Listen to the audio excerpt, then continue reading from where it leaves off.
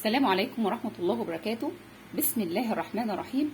إن شاء الله النهاردة معادنا مع أول سيشن لكورس التأسيس، بس المرة دي بقى احنا مش هنتكلم عن مين، عن الأطفال، احنا هنتكلم عن الكبار اللي هم مين، المامز والمعلمات اللي عندهم أطفال بيأسسوهم بس مش عارفين الطريقة الصح ايه. فاحنا قلنا هنعمل كده كورس كامل كده للأم ازاي تتعامل مع طفلها في مرحلة التأسيس وتشتغل معاه ازاي، او ايه الطريقة الصح والخطوات اللي تمشي عليها. تمام؟ فهنسمي الكورس ده طبعا اسم حلو قوي، انا مامي معلمتي. انا مامي معلمتي يعني انت هتبقي مدرسة طفلك بعد ما ان شاء الله نخلص الكورس ده، هتبقي قادرة كمان ان انت تبقي تيتشر كويسة جدا وتقدري تذاكري لطفلك. نبدأ مع بعض ان شاء الله النهارده اول سيشن في الكورس، وهو سيشن العربي او اللغة العربية. هنتكلم في اللغة العربية عن ايه؟ تفتكري اول حاجة بنعلمها للطفل اول ما بيبدأ يتعلم الكلام بنقعد نقول له ايه؟ ب ما عشان خاطر يبدأ يجيب ايه بعد كده التطور اللغوي بتاعه. لما نلاقيه بدأ يتطور كده نقول له با ما، صح؟ لكن قبل ما نديله ب وم ونبدأ نسمع منه الاصوات كده سنجل او الحرف لوحده، تفتكروا يقدر يكون جملة؟ لا. يبقى احنا هنبدأ برضو في اللغة العربية بالحروف. هنبدأ بإيه؟ بالحروف. المفروض طفلك في الحروف يتعلم إيه؟ أول شيء لازم يتعلمها هو شكل الحرف نفسه، شكل الإيه؟ الحرف. وكل نقطة من هنا هنكتبها إن شاء الله هنشرحها باستفاضة. تاني حاجة لازم يتعلمها طفلك يعني إيه صوت الحرف. هو في حاجة اسمها صوت الحرف في العربي كمان؟ أيوة طبعا، زي الإنجليش بالظبط ما عندنا sounds of letters، عندنا كمان هنا حاجة اسمها صوت الحرف في الايه؟ في العربي. تالت حاجة بيتعلمها الطفل يبقى احنا عرف شكله وصوته، وعرف ايه تاني؟ طريقة كتابته. طريقة كتابته. واخر حاجة بنعلمها الطفل مواضع الحروف. مواضع الحروف. يا ريت الكل يكتب معايا. يبقى قبل ما تقعدي معايا كده تجيبي ورقه وقلم وتتفضلي تقعدي تكتبي معايا. تمام؟ يبقى اول حاجه بنعرفها للطفل شكل الحرف، بعد كده بنقول له صوته، بعد كده بنبدا نرسم له الحرف ونوريه شكل طريقه كتابه او رسم الحرف، بعد كده بنعرفه المواضع المختلفه للحرف. تعالوا نشوف اول حاجه هنتعلمها النهارده، وهي شكل الحرف. تعالوا كده نتكلم عن شكل الحرف. في شكل الحرف هنكتبه للطفل، لكن ينفع نكتب دلوقتي بنكتب الحروف على سطور مسطرة زي دي بالظبط. لازم الطفل يبقى معاه كراسة متسطرة زي دي. ما عندناش كراسة اللي هي 9 اسطر وفيها سبيس او مسافات كده ما بين السطور وبعض، عادي بنحدد للطفل نقطة على سطر، هو ده السطر اللي هتكتب عليه بس، ونسيب سبيس ونكتب له نقطة على سطر، هو ده السطر اللي هتبدأ تكتب معاه. ونبدأ نعلمه الحروف وطريقة كتابتها، ونبدأ بحرف الألف. طبعا الحرف الألف عشان عنده حركتين، هو الألف نفسه والهمزة، فبنبدأ بالألف. وطبعا لازم نعرف الطفل حرف الألف بيتكتب ازاي، وهو ايه؟ عبارة عن عصاية كده واقفة على السطر. تمام؟ ولا بتمين يمين ولا يسار، هو واقفة كده مظبوطة. يبقى ايه؟ حرف الألف زي العصاية واقف على السطر مظبوط زي الايه؟ شايف كده؟ شايف القطر وهو ماشي بيبقى ماشي ازاي كده؟ لا يمين ولا يمين ولا يميل شمال. بعد كده بنيجي نعلم الطفل الهمزه. بتبقى الصعوبه في الهمزه شويه، لكن ممكن نعملها له باقرب طريق للطفل ان هو يكتبها صح. فنعمل الهمزه ازاي؟ هنقول له ايه؟ هنلف لفه ونكتب تحتها شرطه مايله. طب الطفل معرفش يعملها كده، هنعمل له كده. هنعمل الشرطه المايله الاول ويطلع منها من هنا ويمشي ناحيه اليمين. تمام؟ يبقى احنا ممكن نعلمها له باكتر من طريقه، المهم ان في النهايه بيكتبها صح. طيب مكان الهمزه فين يا حبيبي؟ مكان الهمزه فوق الحرف، يعني ما تتكتبش لا جنبه ولا تحت ولا اي حاجه. اول ما نعلم الطفل لازم نقول له الهمزه حرف الالف على راسه، الهمزه بتاعته كده ما بيمشيش من غيرها خالص عشان تحميه من الشمس ومن الامطار، كانها القبعه بتاعته. تمام؟ نيجي لحرف الباء والتاء والثاء، دول 3 حروف شبه بعض بالظبط باختلاف النقط. وطبعا النقط بتقع من الطفل وما بيبقاش عارف مين الباء من التاء وازاي يميز بينهم. فاحنا هنقول حاجه حلوه قوي، حرف الباء والتاء والثاء دول 3 اخوات، 3 اخوات. اصغرهم حرف الباء، كل ما مامته تديله حاجه يوقعها منه تحت. طب طريقه كتابته ازاي؟ ال3 كلهم طريقه واحده عندهم طبعا. بنبدا بسنه نونو وتمشي كده على السطر وتنط نطه ووقع منها ايه؟ النقطه. احنا قلنا حرف الباء ده ايه؟ حرف نونو خالص، كل حاجه منه بتقع منه، كل ما مامته او اي حد يديله حاجه بتقع منه تحت. طيب حرف التاء كبير شويه، تمام؟ مامته اذا اديته حاجه او اي حد اداله حاجه بيحتفظ بيها فين؟ جوه الطبق بتاعه. حرف التاء ده عنده نقطه ونقطه، يبقى حرف التاء سنه نونو مشيت حبه نطت نطه وقع منها نقطه وكمان نقطه، بقى حرف التاء. طيب اخوهم الثالث بقى الكبير خالص اسمه حرف الثاء، عشان كبير خالص عنده كام نقطه؟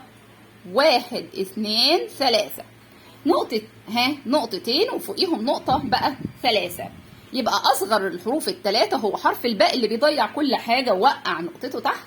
حرف التاء عنده نقطتين وحرف الثاء عنده 3 نقاط. نيجي لطريقه كتابه حرف الايه؟ حرف الجيم. حرف الجيم بنعمله كده، شرطه كده مايله اتجاه الايه؟ السطر.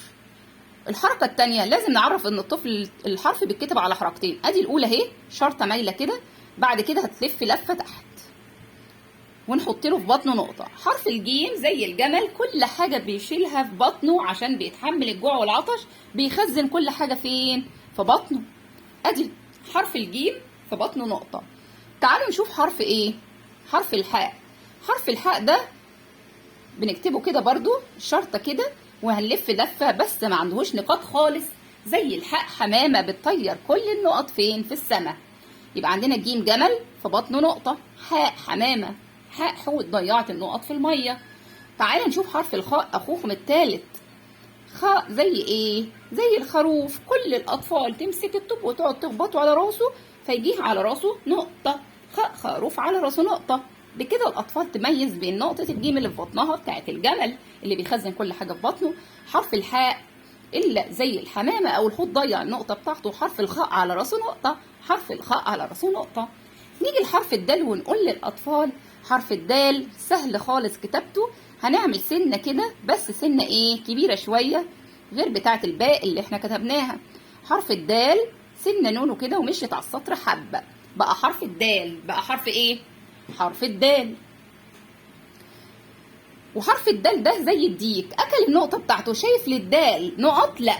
او الدال دب، اكل من على راسه النقطه، ما بقاش عنده نقطه، هو عباره عن كده بس سنه نونه كده ومشيت على السطر حبه، بقى حرف الدال زي دال ديك او دال دب. نيجي لحرف الذال بقى، اخد دال بالظبط وهنحط على راسه نقطه، اسمه حرف الذال. حرف الذال من الحروف اللثويه زي حرف الثاء. نيجي عندهم لازم نأكد عليهم ان ده لثوي، لازم نطلع فيه طرف لساننا واحنا بنقول صوته. وكمان حرف الذال برضو من الحروف اللثويه، نيجي نقول صوته نطلع لساننا ذال. حرف الذال على راسه نقطه زي الذال ذره. شفت الذره؟ حبات الذره اهي، واحده منهم وقعت على حرف الدال بقى اسمه ذال. دال واخوه بقى اسمه ذال، علشان هما اتنين توأم مامتهم تميزهم عن بعض حطت لايه؟ حرف الذال نقطه على راسه عشان تقدر ان احنا نفرق ما بينهم لانهم شبه بعض قوي. تمام؟ يبقى ده دال وده ذال. طيب تعالوا نشوف حرف الراء كده مع بعض. حرف الراء اهي سنه نونه كده ونزلت تتزحلق تحت كده عن السطر. حرف الراء زي الراء ريشه، حتى هو شبه الريشه شويه. راء ريشه، راء رجل. تمام؟ عنده نقطه؟ لا. طيب تعالى نشوف حرف تاني هو حرف الزاي. حرف الزاي مش ذال، شوف هنا الفرق بين الاثنين الذال والزاي. حرف الذال حرف لثوي عشان لما نيجي نقول صوتهم للطفل بعد كده ده ذال اما ده زاي. حرف الزاي زي زي الزهريه او زي ايه؟ زي زيت او زي زيتون. على راسه نقطه، على راسه نقطه، يبقى ده حرف الراء اخوه التوأم اسمه زاي وعلى راسه نقطه بتميزه. الذال والزاي الاثنين على راسهم نقطه. الذال اخو الدال والزاي اخو ايه؟ اخو الراء. تمام؟ تعالوا كده نشوف بقيه الحروف مع بعض ازاي نعرف اطفالنا ازاي يكتبوهم بطريقه سهله، وبعد كده هنتعرف على اصواتهم. طيب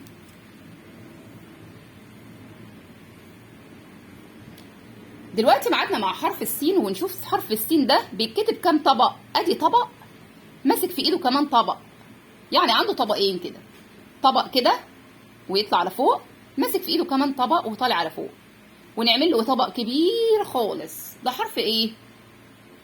ها، حرف السين. حرف ايه؟ حرف السين. طيب حرف السين عنده نقط؟ لا، زي السين سمكة. سين سمكة ضيعت النقط بتاعتها في المية، ما بقاش عندها نقط، عندها سنون زي اسنان السمك بس ما عندهاش نقط.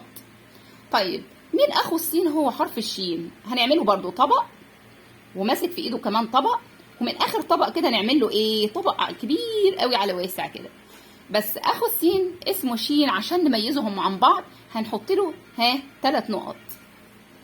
حرف السين وحرف الشين دول بيمشوا دايما مع بعض، لكن حرف الشين بيحب يقعد تحت الشجر فبيقع على راسه الورق، وهو ماشي كده هو واخوه قال له حرف الشين انت واقع على راسك 3 ورقات من الشجره اللي انت كنت قاعد تحتها.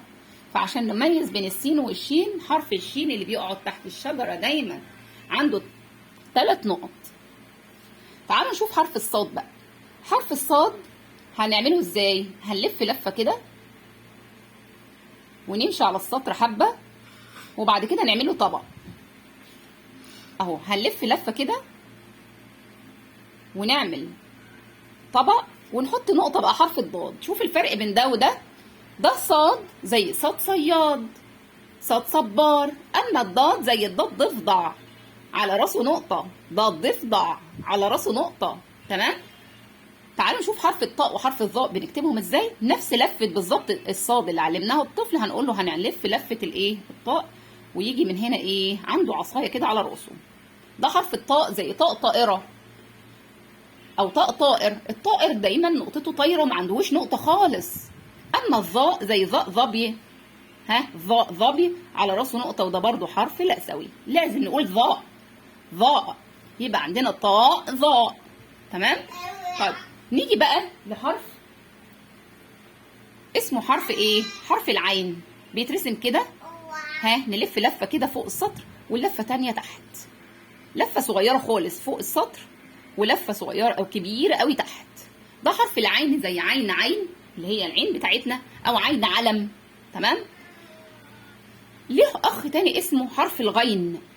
حرف الغين زي غين غراب على راسه نقطه، غين غراب على راسه نقطه، او غين غصن. تمام. يبقى ده حرف العين وده حرف الغين. وبكده نكون عرفنا اطفالنا الحروف لحد الغين. تعالوا نشوف طريقه كتابه بقيه الحروف.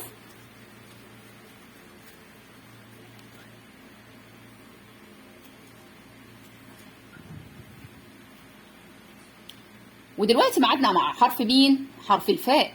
حرف الفاء ده بيكون ده شكله قاعد على السطر كده، بيلف لفه ويمشي على السطر، قاعد على السطر ما بينزلش عن السطر خالص ويطلع فوق. ده حرف الفاء زي فاء فراشه، فاء فراوله. الفراوله بيبقى عندها ايه في جسمها؟ نقط، صح؟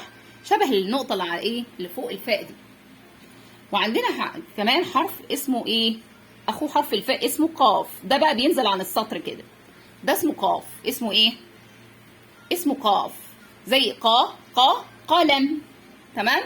حرف القاف ده بينزل عن السطر كده، ما بيقفش على السطر زي الفاء. وعندنا كمان حرف هو حرف الكاف، بنكتبه كده زي العصايه وتمشي على السطر وتطلع، ونعمل جواه كاف صغننه كده. ادي حرف الايه؟ الكاف. عندنا اللام بقى، ده بينزل يتزحلق عن السطر شويه غير الكاف. ده حرف اللام زي اللام ليمون او لعبه، كاف لام. حرف الميم بقى بنكتبه ازاي؟ بص كده معايا، نلف لفه كده وننزل عنده رجل تحت. ده حرف الميم. حرف ايه؟ الميم.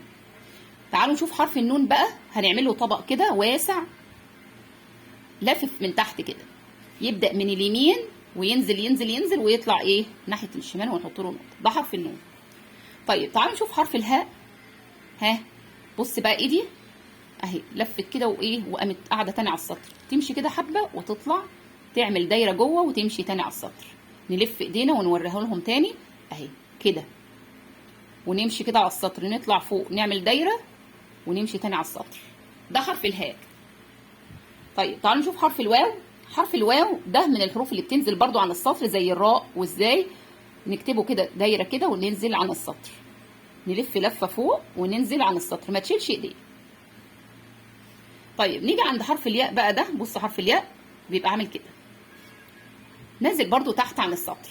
ياء، حرف الياء عنده نقطتين تحت، ما ينفعش الياء تمشي من غيرهم. عشان نقول ان هو ياء لازم نحط النقطتين دول اهو، بنلف لفه كده ونقوم عاملين كده.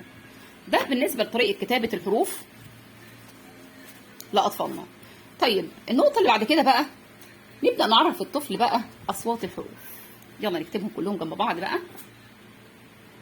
الف، أ، ارنب، اسد، باء، ب، بطه، بطريق، تاء، ت، تمساح، تمر، ثاء، ث، ثوب، ثمرة، جيم، ج، جمل، جبل، جزر، حاء، ح، حوت، حصان، حمار، خاء، خ، خروف، خيار، خس، دال، دال، د، ديك، د، دينا، د، دب، ذال، ذ، ذئب، ذ، ذرة، راء، ر، رمان، ر، ريشة، ر، رجل، زاي، ز، زهرية، ز، زهرية سوري، ز، زهور، ز، زيت، ز، زرافة، سين، سمكة، س، سمكة، س، سماح، س، سيارة. حرف الشين، ش، ش، شجرة، ش، شمسية، ش، شخص، ش، شيماء. حرف الصاد صوته ص، ص، صبار، ص، صياد. أما حرف الضاد هو صوته ض، ضرس، ض، ضفدع، ض، ضابط. أما حرف الطاء هو صوته ط، طائرة، ط، طائر، ط، طارق. وحرف الظاء صوته ظ زي ظ، ظبي، ظ، ظرف، ظ، ظهر. حرف العين صوته ع، علم، ع، عين، ع، عمر. أما حرف الغين فصوته غ زي غ، غراب، غ، غصن، غ، غريب. حرف الفاء صوته ف زي فراولة، فراشة، تمام، فريد، فاروق، فاطمة. طيب نشوف بقية الحروف. حرف الايه؟ القاف، ق، قلم، ق، قرد، تمام. حرف الكاف صوته ك، كتاب، ك، كوب. شفتوا بقى الفرق بين الاتنين؟ ده ق انما ده ك، ك، كلب، ك، كريم. اما حرف اللام صوته له زي له، ليمون، له، لعبة، تمام. هنا معانا بقى حرف الميم صوته مه زي موز، منى، ملح، مانجو. يبقى حرف الميم صوته مه. حرف النون صوتها ن، النون صوتها ن، نحلة، نملة، نيرة، اوكي. حرف الهاء صوته ه، ه، هدهد، ه، هرم، ه، هدير، ه، هادي. حرف الواو صوته و، و، ولد، و، وليد، و، وردة، تمام. أما صوت الياء ي زي يه، يد، يه، يلعب، يه، ياسمين، يه، يارا. كل دول فيهم صوت الياء، تمام. وبكده نبقى عرفنا الطفل شكل الحرف، صوته، وكمان طريقة كتابته. ونبدأ نعلم الطفل بقى في المرحلة دي لما يخلص حرف حرف. يلا اتملى معايا، اكتب لي كده حرف الألف. تلاقيه بيكتب لك كده ما ننتقلش من حرف لحرف لما الطفل يتقن كويس جدا الحروف وطريقة كتابتها، ويترسم الحرف في دماغه بإيه؟ بصورة معينة. عندنا على القناة على كل حرف في قصة كويسة جدا نقدر نشوفها ونحكيها لأطفالنا، فالطفل بيحفظ من خلال القصة دي الحرف بشكله وصوته، وكمان كلمات كتير، ويبقى عنده حصيلة لغوية كده كلمات كتير فيها صوت الحرف. تمام؟ طيب التمرينات اللي بنديها للطفل في المرحلة دي على الحروف، إن أنا أكتب له مثلا أسد، سمع الصوت الأول أسد، ده حرف إيه؟ فيقول لك ألف، يبقى ده تدريب صوتي. بلح، ده صوت إيه؟ باء، بلح. جمل، ده صوت إيه؟ جمل، يبقى جيم، وهكذا. طيب نيجي للمرحلة التانية، ان احنا لازم في المرحلة دي نعلم اطفالنا ازاي يكتبوا مواضع الحروف في اول وفي وسط وفي اخر الكلمة. هناخد دلوقتي حرف الالف في مواضعه المختلفة. حرف الالف لو جه في الاول بيكون ده شكله. حرف الالف من حروف الرفع اللي لو جه جنبها حرف ما تمسكش فيه ابدا، زي الف اسد. شايفين هنا كلمة أسد الألف جاية اهي منفردة خالص، مش ماسكة في إيد حد، ملهاش إيد. طب لو جه في الوسط بيكون ده شكله، زي كلمة سآلة أو كأس. طيب في الآخر ممكن يبقى متصل كده زي نبأ، أو منفصل كده زي قرأ. يبقى احنا ممكن يبقى له حالتين في الآخر الكلمة، متصل أو منفصل. طيب تعالوا نشوف بقى حرف الباء والتاء والساء الإخوات دول بيتكتبوا ازاي. نفس طريقة كتابتهم بالظبط، في أول وفي وسط وفي آخر الكلمة نفس بعض بالظبط.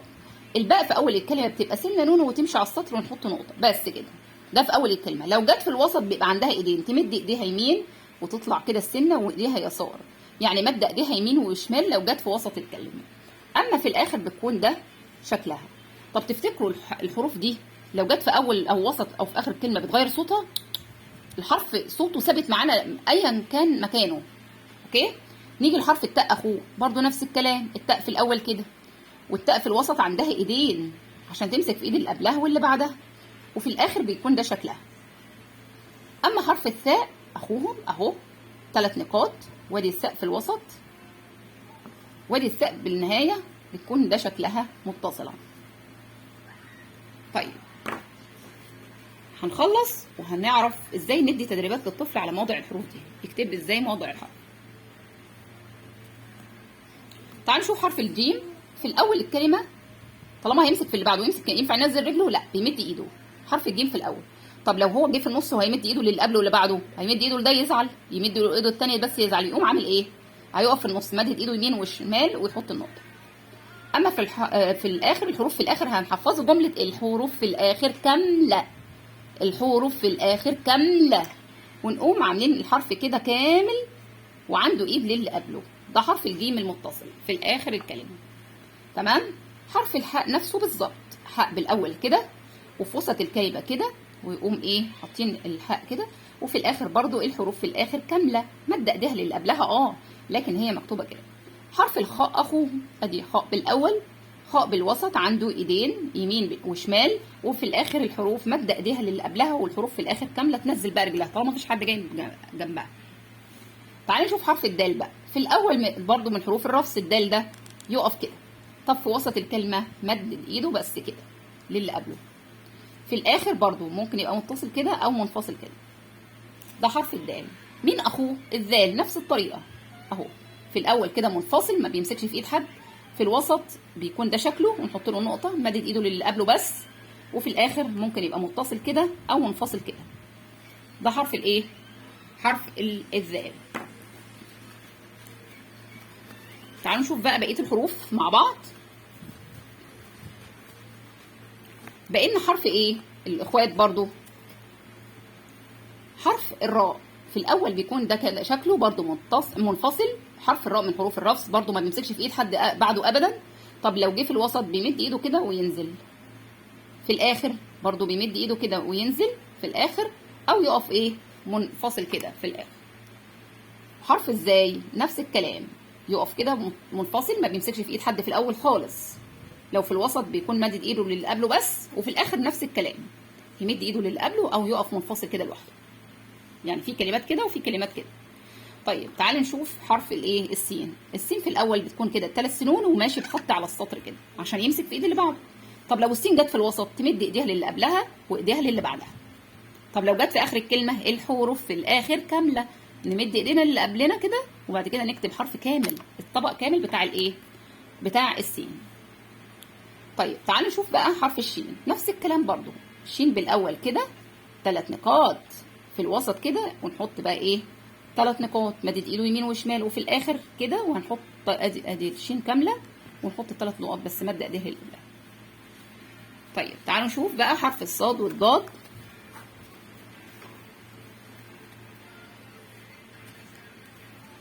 تعالوا نشوف كده حرف الضاد مع بعض.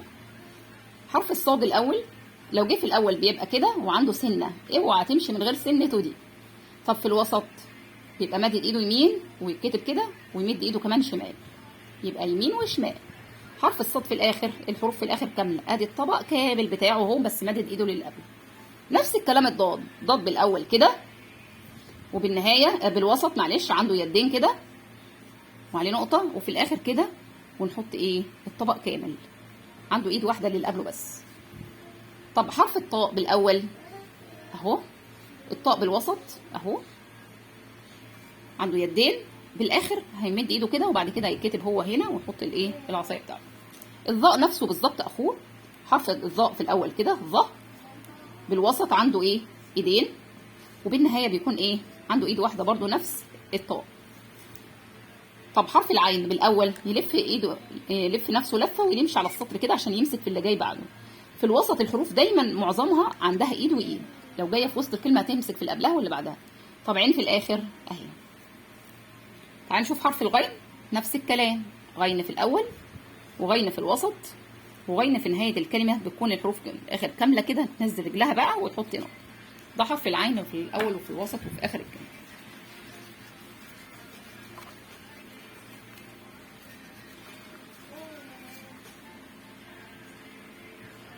طيب نبدا ندي بقى ايه. حرف الفاء في الاول بيبقى كده شكله، فاء في الوسط كده شكله عنده يد يمين وشمال، وفي الاخر بيكون ده شكله. ده حرف الفاء ما بينزلش عن السطر خالص. اخوه حرف القاف في الاول بيكون ده شكله، وفي الوسط ده شكله، وفي النهايه بيكون ده شكله، طبق كامل كده في النهايه. حرف الكاف في اول الكلمه بيكون ده شكله ويمشي على السطر، او ان هو يمشي كده شويه ويطلع اهو ويقوم ماشي بقى ايه يمين وشمال اهو، ايديه يمين وشمال عشان في الوسط. في النهايه بقى الحروف في الاخر كامله، فنكتب حرف الكاف زي ما احنا متعودين عليه كده ومادد ايده للي قبله. حرف اللام لو جه في الاول بيكون ده شكله مادد ايده للي بعده، او في الوسط يمشي كده شويه ويطلع وبعد كده يكمل مشي شمال عشان يمسك يمين وشمال. في الاخر الحروف في الاخر مد ايديها وتتكتب الحرف كامل. ده حرف اللام. طب حرف الميم بقى، تعالوا نشوف الميم في الاول. ها عجله الميم فين؟ من تحت، اوعى تكتب الميم من فوق. طيب وفي الوسط اهو مدد ايده كده ويلف نفسه ويمشي تاني شمال، يبقى مدد ايده يمين وشمال. في الاخر الحروف في الاخر كامله، يمشي كده ويلف نفسه لفه فوق وينزل برجله. ده حرف الميم. تعالوا نشوف بقى حرف النون ومواضع الحروف المختلفه لحرف النون. ادي حرف النون لو جه في الاول بيكون ده شكله سنه كده وتمشي حبه وتحط نقطه. طب نون في الوسط اهو مدد ايده يمين ويطلع هو فوق وايه وشمال، عنده ايد يمين وشمال. الحروف في الاخر كامله، تمد ايديها وتتكتب طبق كامل بتاع النون اللي احنا عارفينه. طيب حرف الهاء في الاول كنا بنلف لفه كده ونعمل دايره جوه ونمشي كده. ده حرف الهاء في الاول بيمسك في اللي بعده اهو. طب الهاء في الوسط عندها فيونكه فوق وتحت كده وتمشي كده يمين وشمال. الهاء في الاخر تمشي كده شويه وتطلع تلف نفسها لفه. طيب حرف الواو في الاول بنكتبه كده منفصل برضو، في الوسط بيمد ايده ونكتب كده، اما في الاخر بيكون ده شكله. ده حرف الواو في الاول وفي الوسط وفي الاخر. طيب حرف الياء اذا جاء بالاول بنعمله سنه نون ونمشي كده، او في الوسط يمشي شويه ويطلع سنه ونمشي تاني ونحط نقطتين، او في الاخر نعمله كده ونلف ايه الياء تحت. ونحط النقطتين الحروف في الاخر كامله. وبكده نبقى عرفنا اطفالنا ازاي يكتبوا الحروف بمواضعها المختلفه.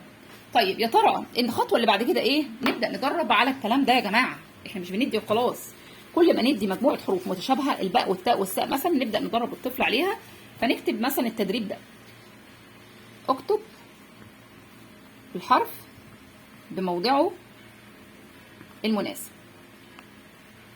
فنكتب مثلا كلمة سآ، فنقول للطفل سآ، هنا صوت ايه؟ الآ.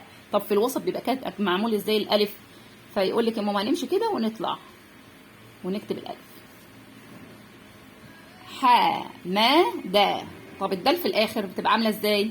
حمادة، ده صوت الدال. طب الدال في الآخر بقى بتمشي كده اهو، الحروف في الآخر كاملة. تمام؟ مثلا ما نا ع. طيب هنا حرف ايه؟ نا، يبقى حرف النون في الوسط. الحروف في الوسط عندها ايدين يمين والشمال، فيتعود الطفل على شكل الكتابه دي. فلما نيجي نديله الحركات ما يتعبناش خالص في كتابه الحركات. كده الطفل بدأ ان هو يتعلم ازاي يكتب مواضع الحروف المختلفه. وده اول حصه في معانا انتي معلمة طفلك.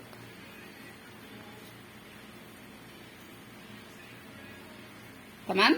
يا رب ان شاء الله تكونوا استفدتوا من السيشن او الجزء الاول من تأسيس اللغة العربية وازاي نبدأ مع اطفالنا صح. واقول لكم السلام عليكم ورحمة الله وبركاته، واستنوني في بقية السلسلة ان شاء الله، ومكملين مع بعض سلسلة تأسيس للمامز والمعلمات اللي معانا. واقول لكم السلام عليكم.